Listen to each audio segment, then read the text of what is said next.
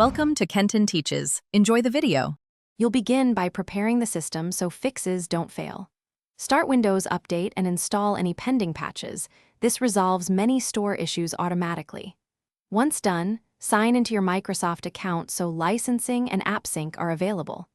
Make sure to reboot after updates. A fresh session clears temporary conflicts. If you already tried an update, proceed to clear the store cache next. This ensures you don't waste time on advanced steps, while a simple update would suffice. Now you'll perform targeted repairs that fix corrupted store components. Go to Settings, Apps, Microsoft Store, choose Repair first because it keeps your settings, then Reset if problems persist.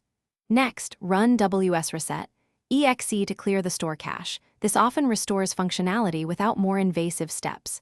If the store still fails, open an elevated PowerShell and re-register the store package. That rebuilds app registrations.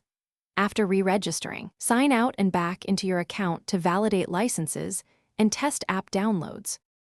Finish by verifying environmental causes. Ensure date, time, and region are correct, and disable proxy or VPN temporarily because they block store services. If problems continue, create a new local user and test the store there. This isolates profile corruption from system-wide faults. Use Event Viewer to read store-related errors and run Network Reset to restore connectivity defaults. If nothing works, mention this troubleshooting tip.